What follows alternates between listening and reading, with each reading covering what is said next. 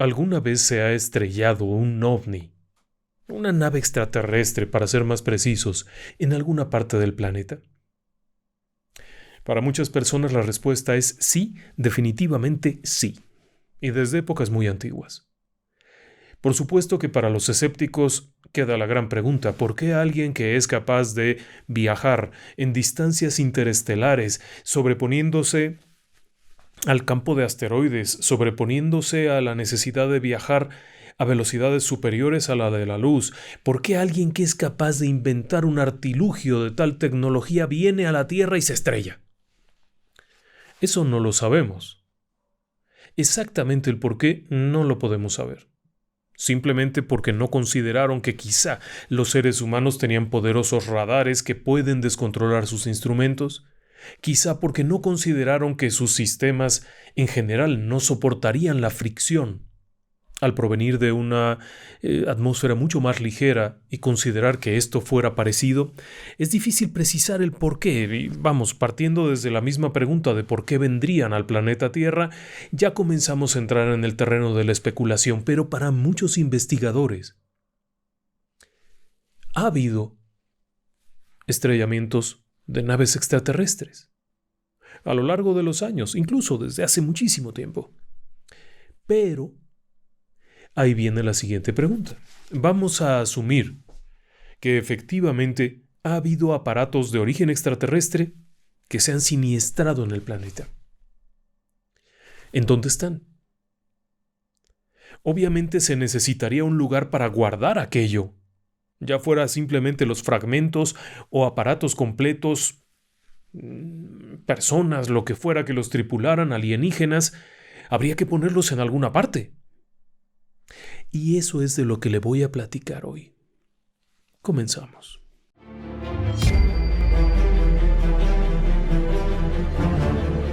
Relatos del lado oscuro. Fantasmas, Seres extraños. sucesos inexplicables, Perversidad humana. Historias que otras mentes prefieren ignorar.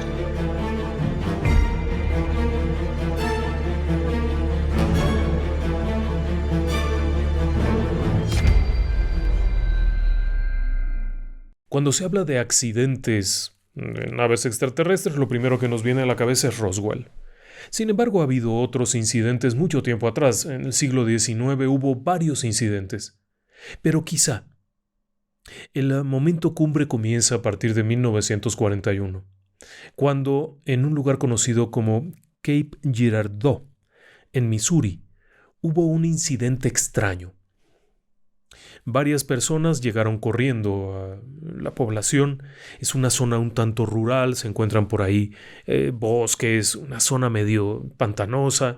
Vamos, es un sitio tranquilo. Para 1941 era una población muy pequeña. No muy lejos de ahí se encuentra una base militar y un poco más allá se encuentra una base aérea. Así que, cuando aquellas personas escucharon el estruendo en abril de 1941, escucharon un estruendo, pensaron que había habido un accidente aéreo. Así es que varios vecinos de aquellas localidades remotas, pequeñas casas, gente que tenía granjas, fueron rápidamente a dar la noticia al comisario, avisarle que había habido algún accidente de algún aparato grande. El ruido había sido estremecedor. Casualmente por ahí se encontraba el pastor de apellido Hoffman. Hoffman era un pastor de iglesia, no un pastor de ovejas, simplemente era un pastor religioso que además trabajaba en la fábrica de zapatos, y casualmente se entera de que ha habido un accidente. ¿Y sabe qué pensó el pastor? Ir a socorrer a las personas. Necesitarían alguien que estuviera ahí, no solo bomberos para apagar el fuego, sino alguien que pudiera ir a hacer oración por las almas de aquellas personas. Así es que sin pensarlo dos veces se puso su saco, se apretó la corbata y salió a toda velocidad en aquella dirección, que no estaba muy lejos. Tan no estaba muy lejos que el propio pastor fue de los primeros en llegar al sitio, y apenas llegar, había granjeros y algunas personas por ahí cerca de algo que en principio no parecía ser un avión. También llegaron otros familiares y diferentes personas que vieron aquello y aquello no parecía ser un avión. pero tampoco sabían qué era. Es 1941, ni siquiera se ha acuñado el término del platillo volador. Eso sería hasta el 47. Hay muy poca creencia en los ovnis, hay muy poca información al respecto. Prácticamente los libros acerca de ovnis no se habían escrito. Así que el pastor piensa, rayos, debe de ser de la Fuerza Aérea. Y se acerca aún más para ver si hay sobrevivientes. ¿Y sabe qué fue lo que vio? De acuerdo con el testimonio de aquella época, y otros testimonios paralelos de diferentes personas que aseguran haber estado allí y que hoy, obviamente, ya han fallecido, lo que vieron fueron alienígenas. A bordo de aquel aparato siniestrado había varios cuerpos de pequeños individuos humanoides. No eran exactamente humanos, eran pequeños, no más de 1 metro de altura, delgaditos, menuditos, y habían muerto en el impacto. O por lo menos eso parecía. Por supuesto, ninguno de ellos se acercó a tratar de darle primeros auxilios a aquellas criaturas, porque en cuanto se dieron cuenta de lo que había ahí, se sintieron impresionados. Esto no era de aquí. Estos no eran soldados estadounidenses y tampoco parecían ser japoneses. Recuerde que están en plena Segunda Guerra Mundial. Así es que no, por la apariencia, ojos grandes, cabezas grandes, cuerpos pequeños, no. Se retiran un poco y ya para ese momento comienzan a llegar militares que aíslan la zona y dispersan a la gente.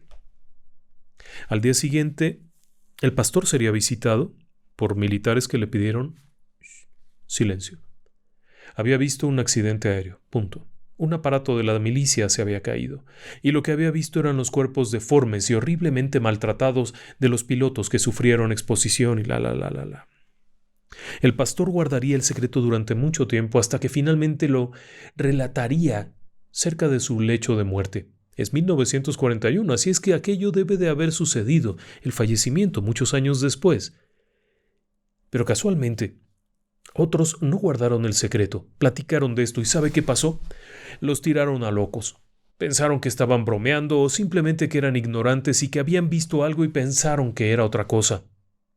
Sobre todo para finales de la década de los años 40 del siglo XX, que comienza el auge de la ufología, de esta creencia en los platillos voladores de origen extraterrestre, bueno, pues muchos de aquellos testigos comenzaron a hablar de lo que habían visto en el 41. Pero lo más interesante del tema es que cuando comienza una investigación muchos años después, de hecho en los años 90, surgen algunos testimonios más raros todavía.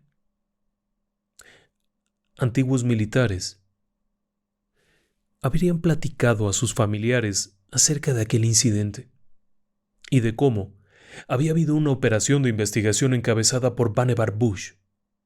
Sí, el abuelo de los Bush, del presidente Bush de los Estados Unidos, papá del primer presidente Bush, aquel que había sido parte importante de la conformación del Majestic 12 en los años 40 también. El nombre brincaba inmediatamente, porque ese hombre realmente era una parte medular de estas investigaciones de clasificación ultrasecreta. Así que ahí estaba. Bueno, pero no era lo único. Roswell, si usted conoce el caso, por supuesto no le voy a platicar demasiado. Si no lo conoce, le invito a que vea un video que tenemos por ahí acerca del accidente de Roswell. El accidente de Roswell ocurrió 6 años después. Esta vez fue en Nuevo México, en la zona de Roswell, Nuevo México, pero más hacia la zona de Corona, en un rancho en donde se encontraba un hombre de apellido McBrazel, y casualmente, aquella madrugada del 5 de julio de 1947, escuchó algo parecido a lo que habrían escuchado allá en Missouri, un estruendo que no parecía ser un relámpago como tal. Y después, cuando fueron a buscar unas ovejas, encontraron restos de algo. McBrazel decidió cargar su camioneta, su cacharro con el que se movía, y llevar estos restos al poblado para que los revisara el alguacil. Este no supo qué era, y después decidió llamar a la Fuerza Aérea pensando que sería un aparato de ellos. La historia se repetía bastante bien, bastante cercana. Lo que no se ha entendido bien es que Roswell, el accidente de Roswell, fue reconocido por la Fuerza Aérea como un ovni estrellado. un platillo volador que se había estrellado y fue recuperado por la Fuerza Aérea. La gente del 509, del batallón aéreo 509, que era el batallón nuclear, los que tiraban las bombas atómicas, declaró abiertamente en una notificación, en un comunicado público, que habían capturado un platillo volador. Por supuesto que al día siguiente dijeron, no, lo sentimos mucho, ay, qué pena, no era un platillo volador, era un globo sonda meteorológico. Tardarían otros 40 años en reconocer que no era un globo sonda meteorológico, era el proyecto Mogul, un globo de gran altura diseñado para espiar a los rusos o a los soviéticos en aquel entonces y saber si van a dispararnos o no un misil, etcétera, etcétera. ¿Cuánto tiempo más va a faltar para que reconozcan que tampoco era eso? Lo que declararon diversas personas, no solo McBrazel, que solo recogió fragmentos. McBrazel recogió fragmentos, pedacitos de algo. Sin embargo, más allá de esto, pasando una colina, un grupo de personas declaró haber visto el resto del accidente. Haber visto el aparato estrellado, como si hubiese dado un primer golpe en las tierras de McBrazel, dejando ahí algunos fragmentos, y luego hubiera ido a caer allá, del otro lado de la colina, en donde habría encontrado su fin, y la muerte también de algunos tripulantes. Y de nueva cuenta lo que describió la gente en aquel momento eran personitas chiquitas, bajitos.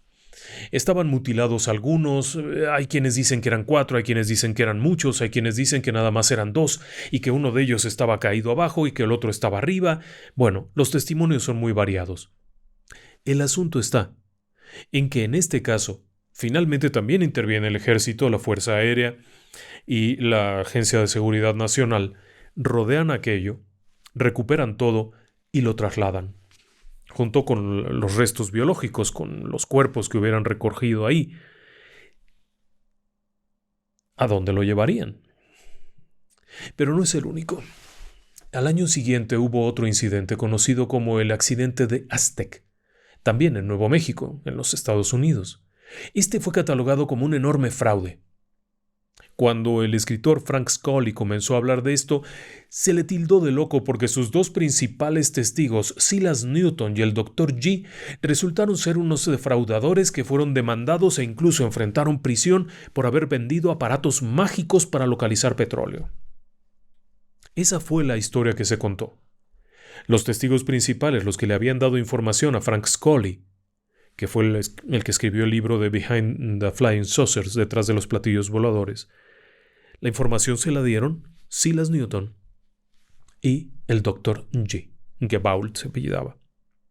Claro está que cuando comenzó a salir a la luz que eran defraudadores, que eran un fiasco, que eran chapuza, que sus declaraciones no eran ciertas, porque déjeme decirle que lo que esa gente había declarado era haber visto el aparato de Aztec y al menos 12 cuerpos. Era un aparato relativamente grande y al menos 12 cuerpos. En todos los casos, se había hablado de cuerpos de personitas pequeñas.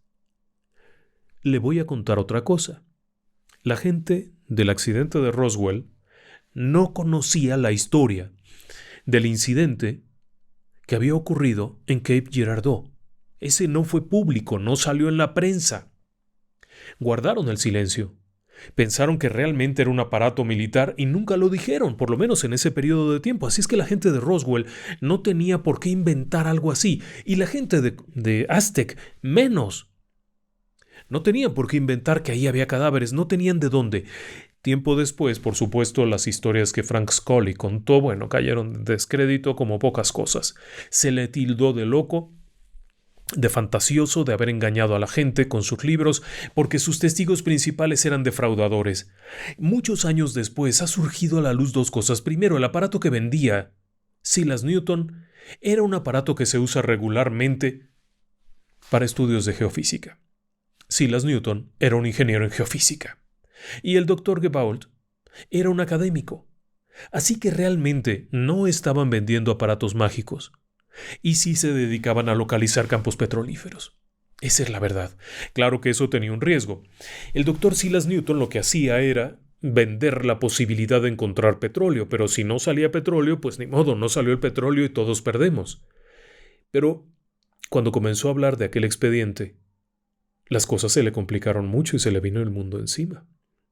Porque obviamente había todo un mecanismo de ocultamiento, porque cabe señalar que Silas Newton vio el aparato. Lo vio. Por alguna razón, él estuvo ahí. Hay quienes aseguran que era un mito. No, la realidad es que estaba perforando pozos y estaban rastreando la posibilidad de encontrar gas natural o petróleo en la zona de Nuevo México. Lo que explicaría el por qué estaban ahí. Y, bueno, finalmente no se trata de discutir el caso de Aztec, eso lo hablaremos en otro programa. Pero de nueva cuenta había un aparato siniestrado y había cuerpos. Y no sería lo único. Si usted se acuerda, también en el canal tenemos un video acerca del accidente de Coyame, en México, en Chihuahua. Ese fue un accidente muy interesante. Es un caso que, de acuerdo con los críticos, no tiene ningún fundamento, porque los principales testigos son 2 periodistas que escribieron un libro. Y lo vendieron, punto. No hay evidencia sólida de que haya habido un accidente, no hay evidencia sólida de que hayan desaparecido militares. Es un caso muy controversial. Y sin embargo, hay pequeños destellos por ahí y restos en el desierto que han sido recuperados a lo largo de los años y que parecieran ser parte de una pequeña avioneta. El expediente de Coyame indica que en algún momento de 1974, si estoy en lo correcto, en agosto del 74, una avioneta se estrelló contra un objeto desconocido que había ingresado a la atmósfera terrestre y que había hecho varios cambios de dirección, lo que implicaba que no era un asteroide o basura espacial, sino un objeto con movimiento inteligente. Debido quizá a una falla interna, a un descuido, había chocado con la avioneta haciéndola pedazos, pero al mismo tiempo cayendo a tierra. Los restos del aparato aquel estaban completos, a unas 20 millas de Coyame. Pero la avioneta se despedazó y se incendió. Los primeros reportes llevaron a que las autoridades mexicanas fueran a buscarlo. Ahí vienen dos versiones del tema. La primera es que los mexicanos llegaron, lo intentaron recuperar, lo montaron en un camioncito y murieron todos, porque no tenían el equipo de protección y aquello era altamente contaminante. La otra historia dice que los primeros en llegar fueron del otro lado, los verdes, los estadounidenses, y que al verse sorprendidos por las autoridades mexicanas que llegaron al lugar, mataron a las autoridades y aún así se robaron todo. Como sea, cualquiera de las versiones, lo que implica es que había un artefacto que fue encontrado en la tierra y nuevamente cuerpos. En estos pocos casos que le he mencionado y que solamente representan una fracción porque la historia de la ufología y de los accidentes ovni es muy grande, y hay muchos otros casos, en estos pocos casos se ha hablado de artefactos, de restos, fragmentos, pedacitos metálicos, etc., y de cuerpos. Si ahora mismo le pregunto a dónde los llevaron, seguramente en su cabeza usted lo primero que piensa es el Área 51. Por supuesto, todo el mundo piensa eso de inmediato. Se lo llevaron a Nevada, a Groom Lake, al Área 51, el lugar súper secreto, en donde tienen todo guardado ahí, escondido bajo tierra, etcétera, etcétera. Es una posibilidad. No puedo decir que no. Me encanta la idea del Área 51. Pero si le digo Hangar 18, ¿le suena? Probablemente no. Y si le suena es porque hubo una película en 1980 que se llamaba Hangar 18. Y quizá muchas personas se hacen la idea de que es un mito, porque hay una película. Y una película de ciencia ficción entretenida, de no mucho presupuesto. ¿Y si le digo que no es tan ficticio el asunto? Y es que esta es una historia muy interesante. En 1974, un investigador autodenominado investigador del fenómeno ovni, quien colaboraba con el MUFON en los Estados Unidos y quien también resultaba ser un supuesto catedrático universitario de una universidad en Florida, en medio de una conferencia sobre ovnis, declaró que había un lugar en donde tenían cadáveres alienígenas, ovnis, fragmentos y tecnología que estaban haciéndole retroingeniería. Es decir, a partir de platillos voladores capturados, estaban literalmente copiando la tecnología. Este sujeto de apellido Carr declaró en aquella conferencia todo esto. No fue exactamente muy bien recibido.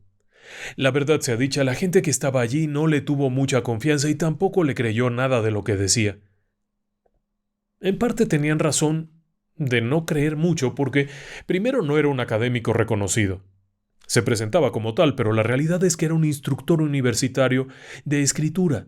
Era un escritor de revistas, escribía artículos en revistas y era un hombre que escribía muchísimo. Pero, como tal, no era un doctor universitario ni nada de esto. Simplemente daba clases de escritura creativa, de periodismo creativo. En pocas palabras, podía haber inventado esto sin mucho problema. El problema también radicaba en que Carr, este profesor, Robert Carr, aseguraba que esto había comenzado en 1948 y que los cadáveres recogidos en un accidente en Nuevo México en 1948 habrían sido llevados allá. ¿Le suena? 1948, Aztec. Se supone, por supuesto, que pudo haber leído el libro de Scully y, claro, de ahí haber sacado toda la información. Sin embargo, algo de lo que no se hablaba mucho era del hecho de que se hiciera retroingeniería, y cuando Carr reveló el lugar en donde se guardaba esto, asegurando que era en la base aérea Wright-Patterson, en Dayton, Ohio, la gente no prestó mucha atención.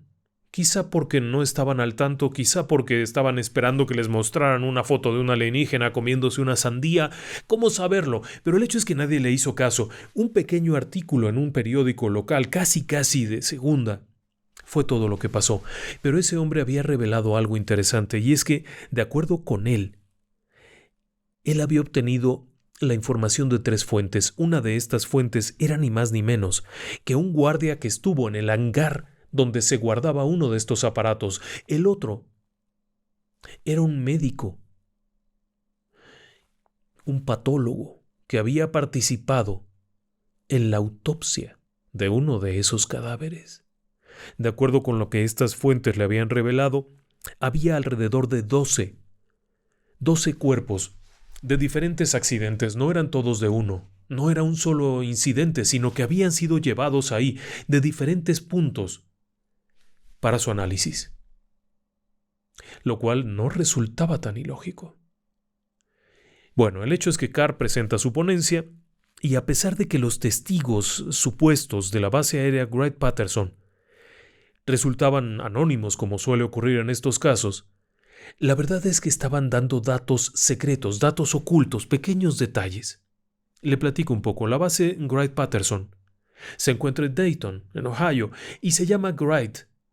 Durante muchos años fue Wright Field, porque ahí se hicieron pruebas de los hermanos Wright, los primeros en volar, ¿se acuerda? Por eso era. Y luego se modificó con un beneficiario de apellido Patterson. El hecho es que es una base aérea que desde afuera no parece la gran cosa. A diferencia de Groom Lake y del Área 51 y todo esto, esta es una base convencional aparentemente. Y al decir aparentemente, es porque, en el fondo, hay mucho más de lo que usted se imagina. Bueno, el hecho es que este hombre, Carr, declaró aquello en el 74. En 1980 sale la película, pero no revela gran cosa, ni hace gran barullo, ni se convierte en un encuentro cercanos del tercer tipo, ni nada similar. ¿Y entonces de dónde tenemos nosotros la idea de la base Wright-Patterson? Bien. La base Wright-Patterson, entre otras cosas, fue la sede del proyecto Libro Azul y el repositorio de toda la investigación del proyecto Grunge y del proyecto Sign, los 3 proyectos principales históricos de investigación ovni del gobierno de los Estados Unidos. Sí, ya sé que se ha dicho que estaba la base en Florida. No, fue en Wright-Patterson. Ahora, también se encuentra el NASIC. El NASIC básicamente es el National Air and Space Intelligence Center, que se dedica a investigar cuestiones de aparatos extranjeros, esencialmente a hacer retroingenierías. Y ha estado haciendo eso desde mucho tiempo atrás. Durante la Segunda Guerra Mundial ellos se encargaron de analizar, por ejemplo, las bombas alemanas, las famosas B-1 y B-2, de capturar aviones, traerlos y analizarlos. Cuando comienza la carrera espacial, ellos se encargaban de hacer el estudio de los fragmentos que caían. Y claro que también cuando aquel piloto ruso deserta y se lleva un avión MiG, ese avión MiG finalmente fue a parar ahí. Y a partir de ese avión MiG, se fabricaron varias réplicas para entrenar a los pilotos estadounidenses en el combate con estos aviones y para conocer sus prestaciones técnicas. También han sido estudiados ahí infinidad de cohetes, misiles y cualquier cosa que pueda volar, satélites, etcétera, que han sido recuperados y llevados. Es decir, que por naturaleza, cualquier cosa que tenga que ver con tecnología aeroespacial va a ir a parar ahí. ¿A dónde llevarían un ovni siniestrado? A Wright-Patterson. De acuerdo con el testimonio de Carr, esta base habría recibido prácticamente cualquier cosa que se estrellara. Y, por si faltaba algo, tiene una instalación médica de primer nivel. Todo coincide, pero además también coincide el hecho de que en 1947 los restos que se recuperaron en Nuevo México fueron enviados a Wright-Patterson. Sí. Durante años se especuló a dónde habían sido enviados, pero diferentes documentos que se han ido recuperando con los años, algunos de ellos recuperados por el fallecido Stanton Friedman, el investigador aquel acucioso, muy detallado. Ese hombre descubrió que parte de los restos, si no es que todos, habían sido enviados por avión desde la base de Nuevo México hacia Wright-Patterson. No solo eso, sino que siguiendo las pistas, por ejemplo, del incidente Rendlesham y de otros incidentes en donde ha habido alienígenas derribados, vamos a decirlo de esa forma, existe evidencia de que aviones salieron de Estados Unidos, de Wright-Patterson, para ir al lugar en cuestión y regresaron a Wright-Patterson. De ahí que se diga Hangar 18, pero no termina ahí la historia. ¿Por qué se dice eso? ¿De dónde salió ese testimonio? Y ahí es la parte más interesante. En los años 80, diversos funcionarios, antiguos militares y gente que estaba a punto de retirarse o que ya se había retirado, comenzaron a romper su secreto y comenzaron a hablar de extrañas cosas que ocurrían adentro de la base aérea Wright-Patterson, específicamente en un edificio al que llamaron Hangar 18, lo cual es un error. Y es un error porque no hay tal edificio denominado Hangar 18.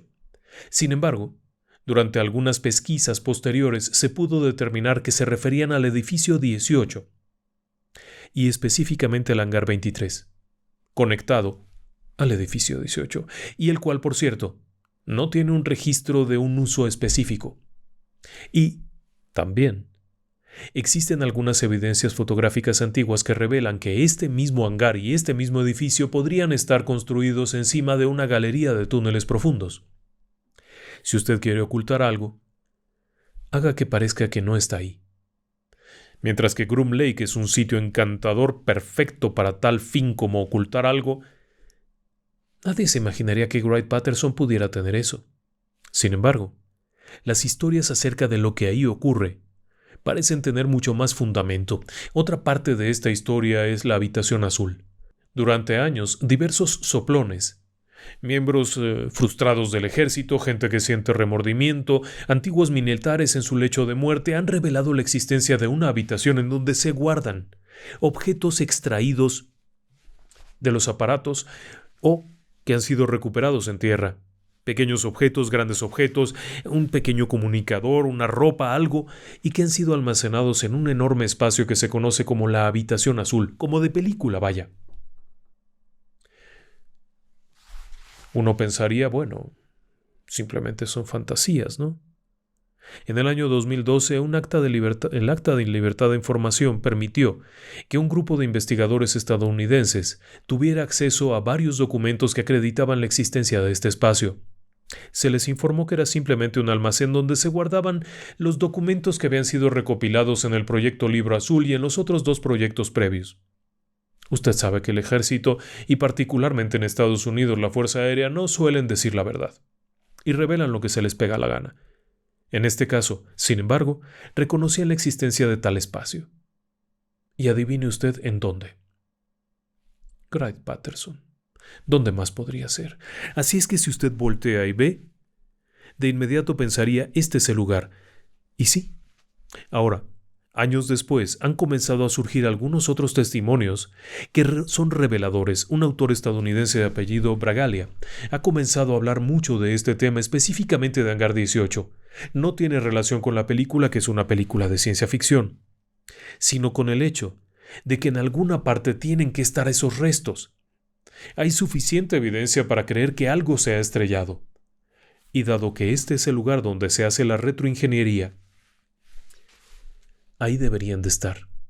Ahora usted me dirá, pero Bob Lazar dijo que el Área 51 en Nuevo México es donde él fue llevado para revisar aparatos. Bien, Bob Lazar pudo haber mentido. Mintió sobre varias cosas y después se dedicó a hacer festivales de pirotecnia en el desierto. Así que no es muy confiable. Pero eso en su momento lo platicaremos. Sin embargo, también hay otro detalle, y es que en algún momento el mismo Stanton Friedman, ese que tanto investigó ovnis, encontró documentos pequeños, cosas que parecerían ser absurdas. Un pequeño recibo, algo que un contable muy minucioso y muy apegado a su trabajo había guardado en un cajón. Y después se quedó ahí. Y era un pequeño recibo de algo que habían pagado a Bob Lazar. Pero adivine qué, no era en Groom Lake, no era en Nevada. Era en Wright Patterson. Así es que si me lo pregunta, toda la evidencia apunta a que ahí es en donde se guardarían los restos de una nave extraterrestre. Ahora, la autopsia alienígena que salió por ahí en los años 90 es falsa. Incluso la gente que vendía la cinta y que vendía los pedacitos de cinta reconocieron que era una creación artística. Al final del día terminaron diciendo que era una creación artística para evitar la persecución militar y todo aquello. Bien. Pero la grabación original correspondería a una instalación de Wright Patterson. Así es que para terminar esto y no contarles demasiado y quitarles su tiempo, el Hangar 18 sería el lugar en donde se guardarían los restos, los cadáveres y demás de estos alienígenas, mientras que los cuerpos serían enviados a la cámara criogénica, probablemente en el Hangar 5. Los aparatos estarían en el Hangar 18. ¿Se puede visitar? No. ¿Se puede hablar de esto? No. Desde hace mucho tiempo, los militares han tratado con mucho cuidado y sigilo lo que ahí se guarda. ¿Se ha usado? Probablemente. Tenga en cuenta que para 1947 la tecnología en general no era muy avanzada. No se utilizaban los superconductores, no se utilizaban los microchips, se utilizaban bulbos. Los aparatos eléctricos eran de bulbos. No había como tal computadoras sofisticadas, eran grandes edificios llenos de circuitos hechos con alambres, con interconectores, con enchufes, con botones que se jalaban, se apretaban y se movían, perillas y demás. Y sin embargo, poco después comienza a crecer el auge de la tecnología en los microcircuitos, en la miniaturización, en el manejo de frecuencias y microondas mucho más sofisticadas, en el manejo de superconductores, metales, etc. Puede ser simple especulación, ¿cómo saberlo? Yo solo le quería platicar que en un lugar conocido como el Hangar 18, aunque en realidad ya le expliqué que podría ser el edificio 18, todo apunta a que ahí se guardan cosas que el mundo no conoce y que han llegado desde allá arriba. Buenas noches. Hasta pronto.